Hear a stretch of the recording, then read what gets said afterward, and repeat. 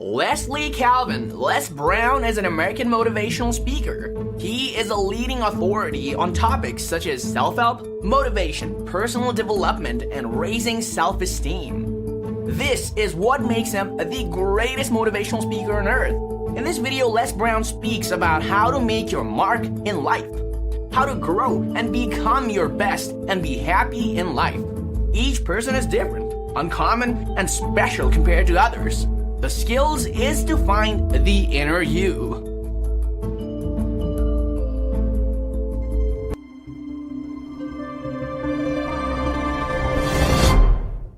See, at some point in time, all of us have seen our destiny.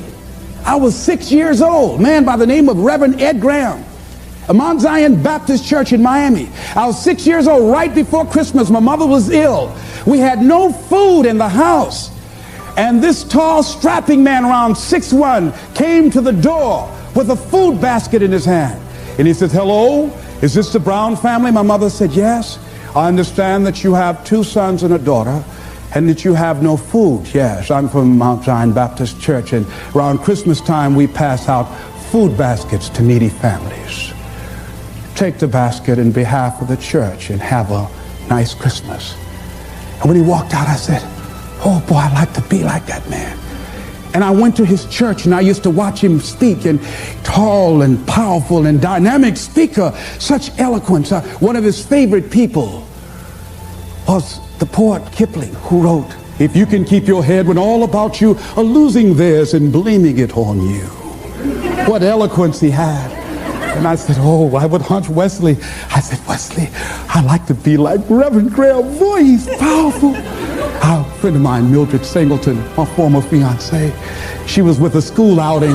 But she was on a school outing, and they took her to a hospital, and she was in the operating room watching from a distance. And she saw someone working or doing eye surgery, and she says, "That's what I want to do." She's just a teenager, and today she's an ophthalmologist. All of us have seen our destiny at some point in time, and we decided not to listen. We decided to ignore it and say, "No, that's not for me." Life came in and slapped us side the head, and we stopped dreaming anymore. Digger Thomas said, "The impulse to dream has been slowly beaten out of me through the experience of life." And that's what causes many of us to give up on our volcano. The experiences and the challenges, the defeats, the disappointments, and the failures of life, that we decide to prematurely throw in the towel on ourselves, or to sell out on our true potential, sell out on living our dreams, feeling that we're not good enough, not wanting to make any mistakes, particularly if you're raised with a great deal of criticism. So you've got to be willing to prepare yourself and do the best you can, take your best shot, and let the chips fall where they may.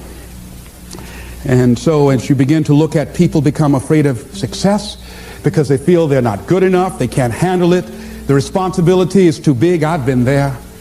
And when you feel that way, you begin to unconsciously work against yourself to make sure that you don't get it.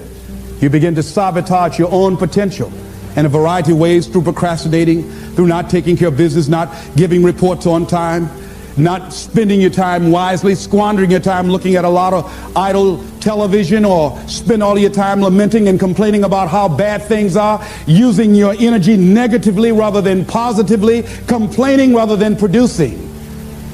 That's what we do when we're afraid of really making it. And when you're afraid of the unknown, when you're afraid to take that leap, when you're afraid to venture out there, that's a real challenge. I'm reminded about a little boy. 2 little guys were out playing on some ice that was supposed to have been solid. And one of the little boys stepped on a thin area of the ice and fell in a hole. And as he began to start thrashing in the water, he began to move with the undercurrent to other areas of the ice, and his friend was there trying to help him, beating, hitting the ice, trying to save his friend. And he panicked, and he looked just a short distance away, and there was a tree, and he went and he ripped a branch.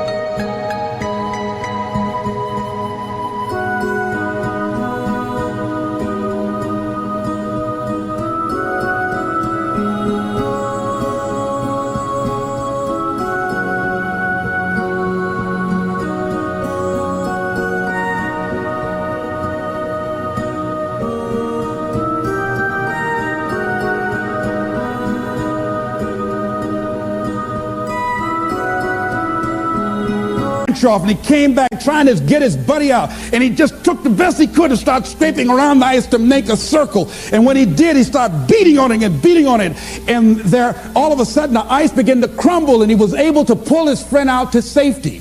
When the paramedics finally got there, they saw what had happened, how thick the ice was. He saved the little boy's life, but what baffled them, they looked at the branch, and they looked at this little scrawny guy and said, how did he do this? It's impossible. They just went beating around the ice to see how thick it was, hearing the thumping sound. Said, how did he do that? I mean, it was a miracle that he was able to just take that branch and go around, make a circle, and beat the ice and pull him through. It's just too small. It's just impossible. And an old man standing around, hearing the conversation, stepped forward and said, I can tell you how he did it. He didn't have anybody here to tell him he couldn't. I was on the expressway, traffic was jammed up. You know what was happening? It was an accident. But people pull over to the side to get out of their car to go look, to see somebody else's suffering. That's why talk shows are so popular. So people like to hear other people's misery, get it caught up in that. And then they go magnify it in their own lives because that's all they focus on. I bet not catch you going to any accidents here.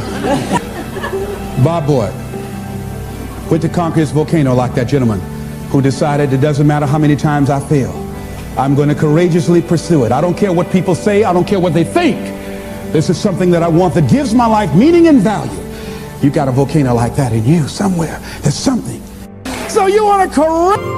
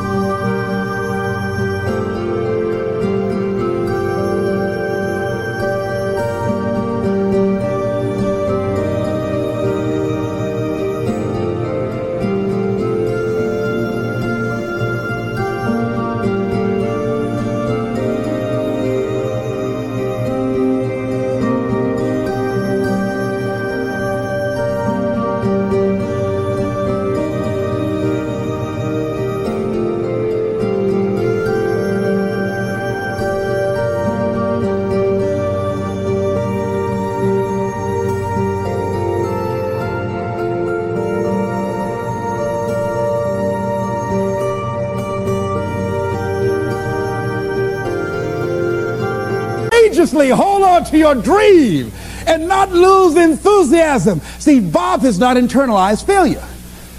Things just didn't work out the way he wanted them to work out. He's still looking for his pot of gold at the end of the rainbow. And he was so fired up, traditional Bob Boyd fan. He took his coat off. Let me tell you something, man. You've got to see this deal. With the things you're doing, you're now on PBS. My God, Les, you'll make a fortune. Man, I just can't wait to tell you about it. I said, tell me, Bob, tell me. When he got to talking, I said, Bob, I want to be a part of it. He said, now explain to me what I just told you. I said, I don't know what it is, but I want to do it. I want to do it. I didn't even know. I felt like the lady that was with Joe. Joe decided he's going to jump in the volcano. He said, I want to go with you. He said, oh, you can't go. She said, oh, I want to go too. See, you get fired up about something. People will come to see you burn. They want to go too.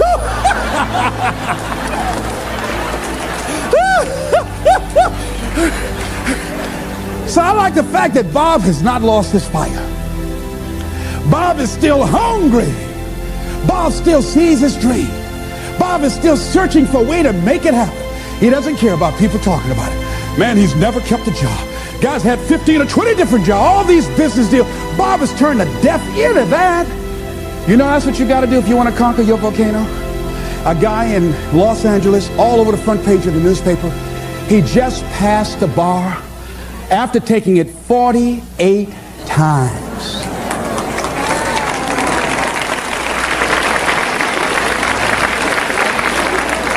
That bar was his volcano. He had more than enough reason and excuses not to take it. His son has a law firm. He could have been a legal assistant, a clerk. And people all of a sudden used to laugh at this guy. He was a laughing stock. Are you taking the bar lately? Can you imagine what they did to this dude? Know what that guy is? Man making a career taking the bar. But by the way, he need to make a career to pass it. People will do that too. You know, people talked about John Kennedy Jr. failing the bar. Did you read in the newspaper that he passed? I didn't see that, but did they make a bigger deal about him passing as they did when he failed? No, you know why? People like to see you fail. They like to see that. People are like that. I don't know why it's set up like that.